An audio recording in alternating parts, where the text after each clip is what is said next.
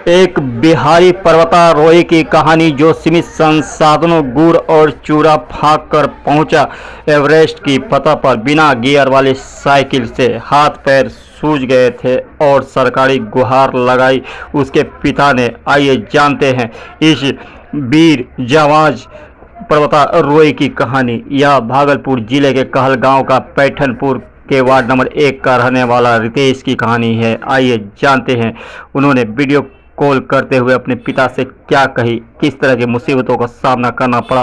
भागलपुर से श्यामानंद की रिपोर्ट में पूरी खबर। ईश्वर है, हमारा भी प्रकृति काफी अच्छी है, अच्छा है। यहाँ के 90% जो विदेशी लोग आए हैं वो इंडिया तक विजिट नहीं किए हैं। सोचिए, मैं 90% लोगों से जब मिला ऑल ओवर द वर्ल्ड, तो उन्होंने कहा कि मैं इंडिया तो विजिट नहीं किया। उसको शायद वो चीज नहीं दिखा, शायद खास कर यहाँ पर लोग attracted to because of peak mount Everest, Himalaya को लेकर। तो हमारे यहाँ भी कुछ ऐसी व्यवस्था की जाए कि जिससे हमारे लोग, विदेशी लोग गंगा नदी की ओर आकर्षित हो। खासकर हमारा जो क्षेत्र कहलगांव है, इतना विस्तार पूर्वक नदी, अरे बहुत आनंदित जगह यार। उसको अगर ढंग से तैयार किया जाए तो लोग आएंगे, आपको बुलाने की जरूरत नहीं, लोग आकर्षित होंगे आपकी ओर। चलिए, अगर वैसा चीज हम लोगों के हाथों में दिया जाए, वैसा डिपार्टमेंट हम लोगों के हाथों में दिया जाए, बनाया जाए, तो क्यों नहीं मैं उसे विश्व भर में काफी प्रकाशित कर दूं, व्यापक कर दूं और उसको अच्छे से संभालने की हिम्मत रखता हूँ। इससे भारत सरकार का इनकम भी बढ़ेगा। चलिए चलिए ठीक है, हमारे साथी हैं, वो भी आपसे कुछ बात करना चाहते हैं। सबसे बात कर लीजिए, थोड़ा करिए। मानवीय शरीर है ना हमारा, आपका सभी इंसानी मानवीय शरीर है। ऐसे सब अवस्थाओं को थोड़ा झेलना मुश्किल होता है, क्योंकि आप चट्टानों पर, पत्थरों पर, या मीडिया से हो क्या? तो मीडिया वाले से बात हो रही है। ओके, तो क्योंकि आप लगातार ये मैं बहुत फॉर्मल कपड़े में आया हूँ। मेरे शूज का कॉस्ट 250 रुपीज है ओनली। मैंने दिल्ली में ही लिया था, क्योंकि आप जब ऐसी अवस्था में आते हो तो शरीर पर विभिन्न प्रकार की छोटे तकलीफें आती है, क्योंकि ऐसी अवस्थाओं, ऐसे क्लाइमेट को झेलना बड़ा मुश्किल होता है। तो मैं ये सब जान रहा था, मैं बीच में चलने के दौरान मैं जान रहा था कि ऐसी सब चीजें होगी।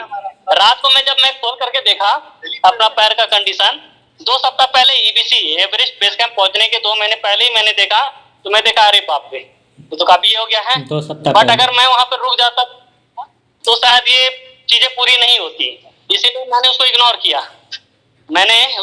किया और अपने अंदर के स्ट्रेंथ को जगाए रखा कि नहीं भाई, जो भी हो जाए पहले ईबीसी तक पहुंचना है, उसके बाद देखा जाएगा। ये चीज है, मैंने उसको सेकेंडरी कर दिया ईबीसी पहुंचने के बाद। तब जाकर के हाँ ईबीसी तक पहुंचा तो मैंने उसके बारे में चिंता जताई, बिकॉज एक अच्छा हेल्थ ही आपको वहां तक पहुंचाया है। तो मैंने 2 दिन रेस्ट किया था गोरखसेप पर, फिर धीरे धीरे वहां से वापस फिर गोइंग डाउन होना शुरू हो गया। डीएम सर से जब मिलने गए थे उस दौरान का बता दो। 2 दिन कोई किसी का मदद मिला है सरकारी आपको, जैसे कहीं से कॉल आया हो या फिर किसी तरह से कुछ? देखिए, इस बारे में मैं आपको क्लियरली बताऊं तो मैं एक भारतीय नागरिक होने के नाते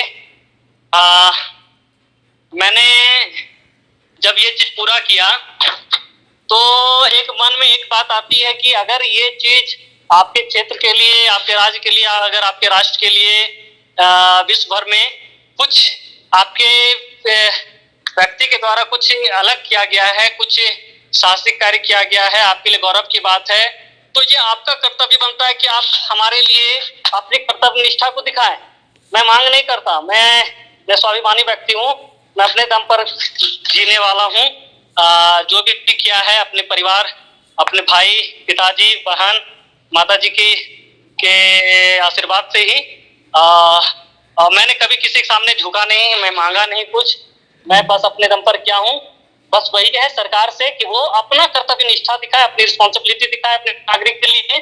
अगर उसको लगता है कि वो आप हमारे देश के गौरव की बात है तब आप करें, लेकिन अगर आपको लगता है कि ये सामान्य सी बात है तो आप कोई जरूरत नहीं है, मेरी तरफ से कोई मांग नहीं है। अगर आपको लगे तो आप करें। मैं तो अपने साथ फाइट कर ही रहा हूँ, क्योंकि हाथ में पैर में घाव तो हो ही गए हैं, लेकिन कोई मदद ना करे तो स्वयं को ही मदद करना पड़ता है भैया, तो हम कर ही रहे हैं स्वयं की मदद। क्या ऐसा क्या हुआ है पैर में जो किस तरह का घायल हो गया है? सोच सकते हैं कि लगातार कोई व्यक्ति 1 महीने से ज्यादा, आज 53 डेज हो गए लगातार आप चल रहे हो ऐसे माउंटेन्स एरिया पे, चट्टाने पत्थरों पर। आप सब देख सकते हो ये पूरा पहाड़। यह भी एक बस्ती पर आकर के मैं रुका हुआ हूँ जब पता चला कि आप लोग बात करेंगे। ऐसे जगहों पर जब आप चढ़ाई करते हो तो स्वाभाविक रूप है कि अगर आप इसके अनुकूल नहीं चलोगे, नहीं अगर आप संसाधन का उपयोग करोगे तो आपके शारीरिक परेशानियां होगी।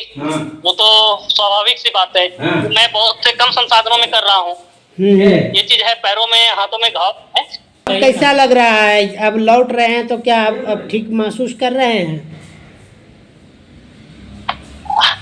मैं इंटरनली ऊर्जित हूँ, समझे, एनर्जेटिक हूँ, बट मैं कुछ नहीं आगे जैसे मैं भविष्य के बारे में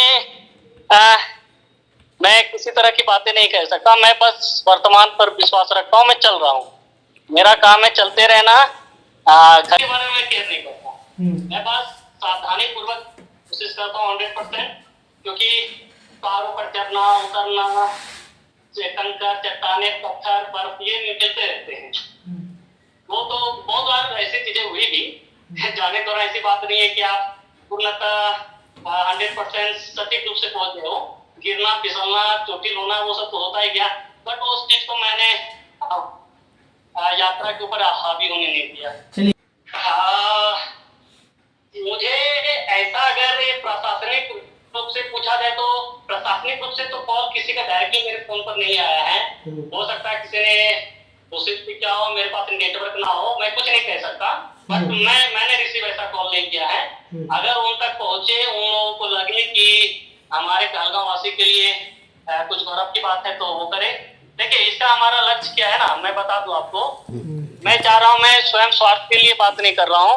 मैं चाह रहा हूं कि मेरी इस यात्रा से विश्व भर के खासकर हमारे क्षेत्र के युवाओं में एक वो उत्तेजना पैदा हो, है ना, इंस्पायर हो वो हमारी यात्रा से। वो भी इस तरह की यात्रा कर सकते हैं। आजकल जो मोबाइल पर वो माउंटेनिंग और बाइकिंग करते हैं वो असल में धरातल पर आकर इस तरह के कार्य को अंजाम दे सकते हैं अपने देश के लिए। हर देश के लिए क्या है, आप ऐसा करोगे तो लोगों के बीच में एक आप प्रेरणा स्रोत बनोगे, ये चीज है। दूसरा है वसुधैव कुटुंबकम। आप जब इस तरह की यात्रा करते हो तो आप असल में जान पाते हो कि उस क्षेत्र के लोगों का प्रकृति कैसा है। असल में नेपाल के मैं आऊंगा तो इस पर एक राइटिंग भी करूंगा। काफी मुझे यहाँ के लोगों ने अपनापन दिया है। तीसरा, मैं जिस क्षेत्र से आता हूँ वो दुनिया की सबसे पवित्र पावन नदी गंगा के किनारे पर रहने वाला व्यक्ति हूँ मैं चाहता हूँ, क्योंकि ये माउंटेन्स को लेकर के ये चीज फेमस है पूरा नेपाल। मैं चाहता हूँ कि हमारा क्षेत्र भी जो पूर्वी काशी के नाम से भी जाना जाता है, अरे इतना विस्तार है हमारी नदी का, वहां पर भी पर्यटन को काफी जोर शोर से बढ़ावा दिया जाए। कहीं ना कहीं मेरे नाम के रूप में, मेरे यात्रा के रूप में इस चीज को व्यापक रूप में दिखाया जा सकता है।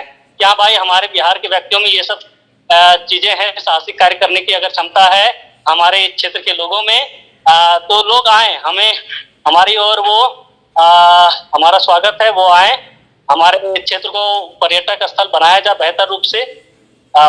ऐसा तो कहीं भी मैंने नहीं देखा कि किसी नदी के बीच में